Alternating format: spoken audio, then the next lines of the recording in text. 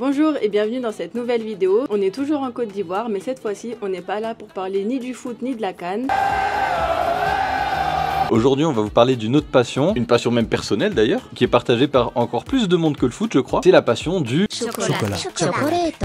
Est-ce que tu savais que 70% du cacao mondial provient d'Afrique, dont 44% de Côte d'Ivoire, mais seulement 6% des revenus liés à ce secteur reviennent en Afrique? À la base, on ne devait pas du tout faire cette vidéo, mais on a rencontré des personnes qui essaient de faire changer les choses, et du coup, on voulait absolument vous raconter leur histoire. La première personne, c'est Axel Emmanuel. Notre chocolat, il a de l'humain dans la chaîne de valeur. Ceux qui achètent nos tablettes, ce sont nos militants. Il a créé le chocolatier ivoirien et il a reçu plusieurs distinctions pour son travail.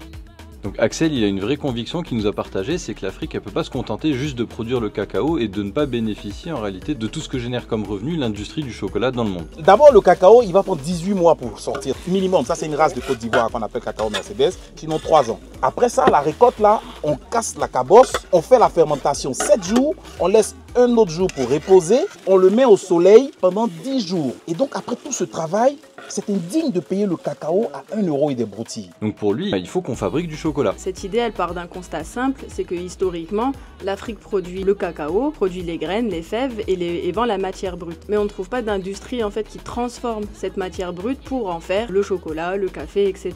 C'est même pire que ça parce qu'en réalité, il n'y a que quelques entreprises européennes et américaines qui dominent complètement ce secteur-là. Et vu qu'Axel veut revaloriser le travail des cacaoculteurs, il nous a présenté Ambroise, cacaoculteur de mon état. Et en plus, Ambroise, c'est un sacré personnage. La moto, c'est ma passion.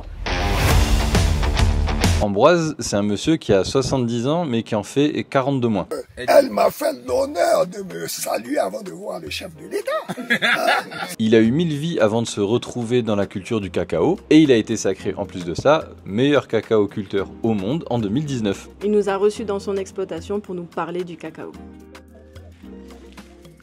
Il nous rend service parce que Il y a 3 grandes races, il y a 3 grandes variétés de cacao. Forastero, Il y a le qui Forastero, représente 70% du cacao mondial. et qui est le plus répandu en Afrique. On a le criollo, Le Criollo, qui est la deuxième. qui est le cacao dit fait, qui représente 10% seulement parce que c'est très fragile. De l'Amérique latine, Voilà. qui est très souvent Et l'Amérique latine, on a Venezuela.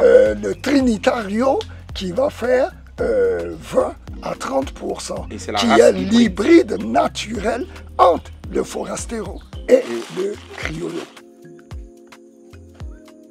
Processus de transformation du cacao en fève. Donc dès que vous allez cueillir le cacao, il doit être cueilli mûr aux 3/4 pour avoir le maximum de mucilage. Le mucilage, c'est le jus et la poudreuse qui se trouve autour de la fève qui est constituée de 60% d'eau. À partir de ce moment, on fait le cabossage et dans les 48 heures, il faut qu'il parte à la fermentation. Bon, on est en pleine visite d'une exploitation cacaotier. C'est extraordinaire avec le gérant, le doyen de l'exploitation, qui est un puits de science, de savoir et d'anecdotes surtout. Vraiment très drôle. Et donc là, on va aller voir la fermentation des graines. Il faut du sucre, de l'eau et de la levure. La levure qui se trouve à l'intérieur de la feuille de bananier, c'est elle qui va permettre de faire monter la température à 45 degrés pour faire ce qu'on appelle la fermentation alcoolique. Et en 48 heures, quand on a fini de faire couler le jus du mucilage, on va ouvrir notre bac, venir directement à la deuxième caisse. Et la deuxième caisse, ça sera la fermentation acétique. On va ouvrir encore ici, Troisième étape, qui est la fermentation lactique. lactique. Ce n'est plus une fermentation à base de levure, ce n'est pas une fermentation à base de bactéries, mais c'est un processus microbiologique. Donc 2 jours de première fermentation, 2 jours de deuxième fermentation et 2 jours aussi de la troisième fermentation. 6 jours. 6 jours Voilà. pour fermenter sur 3 types de fermentation. Donc après les 6 jours de fermentation, plus un jour de repos, c'est important de le dire, et ben le cacao il est mis là pour le séchage. La façon moderne de faire le séchage, mais on va vous montrer derrière, il y a l'ancienne façon qui prenait plutôt 10 jours. Donc au soleil, à 1,50 m de hauteur, sur des grands présentoirs, on peut dire.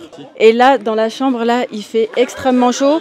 Le doyen nous disait qu'au top de la journée, il peut faire jusqu'à 70 degrés, les gars, 70 degrés. Donc là, c'est Forastero. Donc c'est le cacao le plus populaire En Afrique, ou en Afrique, au monde même. Voilà, au monde. Donc, Et il est jaune et vert. quand vous ouvrez le cacao, cette cabosse dans les AGR est entièrement consommable. Ah ouais? Oui, puisque ça, vous allez faire de la farine avec. De rachis central, vous allez en faire du champignon. Là, ce sont les fèves. Alors, Voilà. Leïla, Oui, bon, maintenant il est temps de goûter le fameux cacao. Je vous montre à quoi ça ressemble. Hop. Moi, c'est le mucilage. C'est le mucilage. tu dis. Faut pas me croquer, hein. Faut Oui, sucer. oui.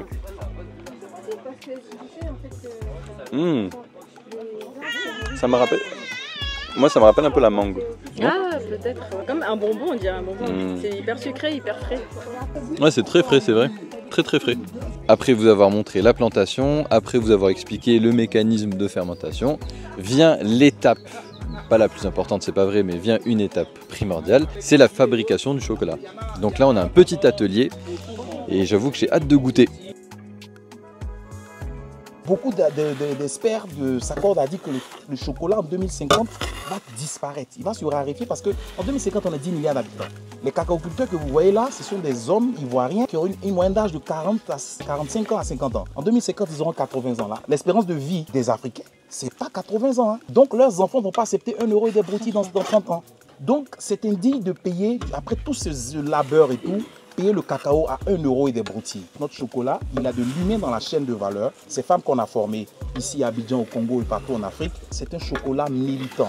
Militant des valeurs écologiques, militant du cacao durable, militant de la culture biologique et militant de tout ce qui est humain. Ici, on a deux choses, hein, du chocolat au lait et du chocolat noir. Pour faire le chocolat noir, c'est les fèves de cacao que vous avez vues là-bas qui seront séchées après au soleil et tout. Qu'on va griller, on va les écraser pour faire de la pâte de cacao. On va rajouter du sucre et laisser raffiner pour faire, ça devient du chocolat noir. On veut du chocolat au lait, de la poudre de lait, des fèves de cacao, du sucre. Vous avez du chocolat au lait. Ici, on va faire en sorte de pouvoir le tempérer. Tu peux toucher?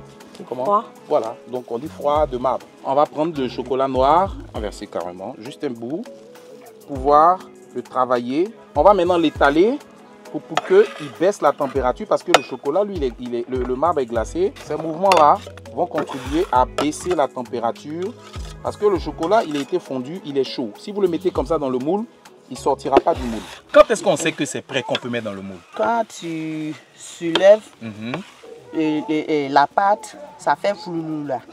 C'est que... C'est bon.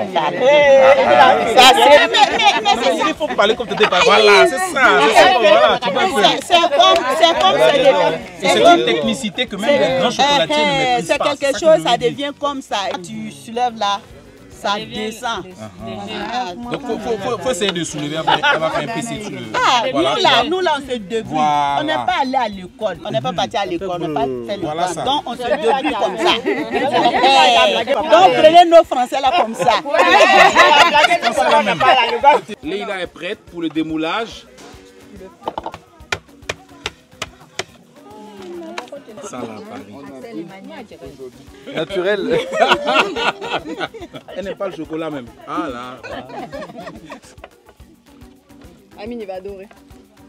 Axel, je veux travailler ici maintenant. Il va pas travailler, il va faire Est-ce qu'il y a un poste de goûteur? Ah ouais, ça c'est sûr, toujours. À la chocolaterie, ça monte pas ça. Et donc pour revenir à Axel et sa démarche, en plus de revaloriser le travail des cacaoculteurs, ce qu'il s'est dit c'est que vu que l'Afrique doit fabriquer du chocolat, il faut apprendre aux gens à faire du chocolat. Et lui ce qu'il a fait, c'est qu'il est allé à la rencontre des femmes et sur le continent africain, il forme un très grand nombre de femmes au travail du cacao. Et donc ce qu'il propose Axel dans sa formation, c'est pas seulement de faire du chocolat. Il propose en fait une variété multiple de transformations, du beurre de cacao, on nous a aussi parlé de jus, enfin vraiment c'est très varié. Et c'est cette variété aussi de possibilités qui va donner aux femmes notamment plein d'idées derrière pour valoriser leur travail et fabriquer des produits, vendre et avoir un revenu. Est-ce que vous pouvez nous dire ce que vous avez appris pendant la formation? C'est que nous on a appris vraiment, mais c'est Axel Emmanuel, c'est lui, il nous a appris à faire du cacao, chocolat.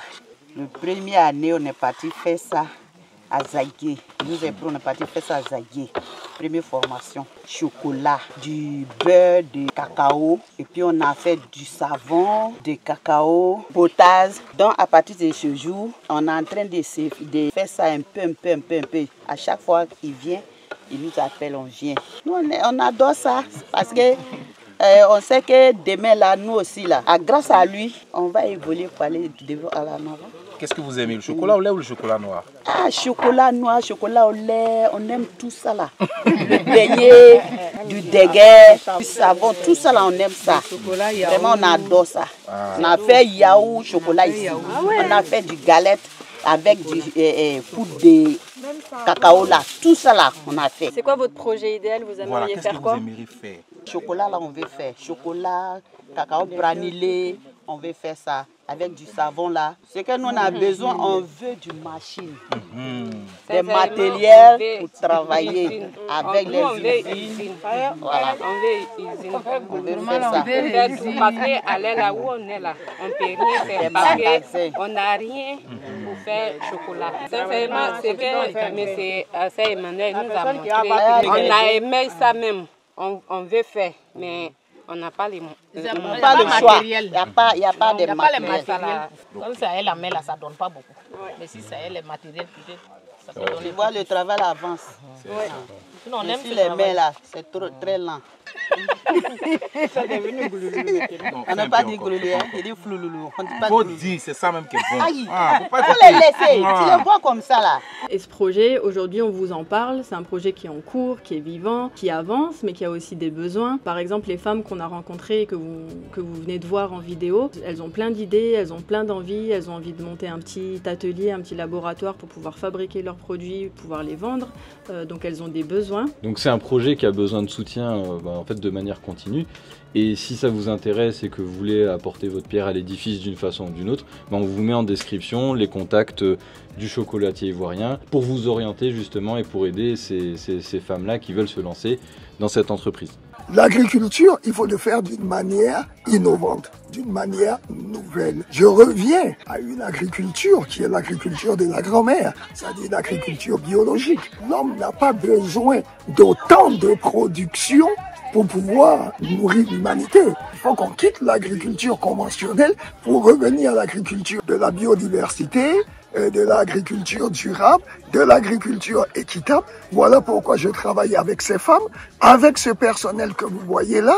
C'est bien sûr mes employés, ils sont salariés, mais ils n'évoluent pas dans le même registre puisqu'ils sont formés. C'est comme s'ils étaient ici dans une école de formation.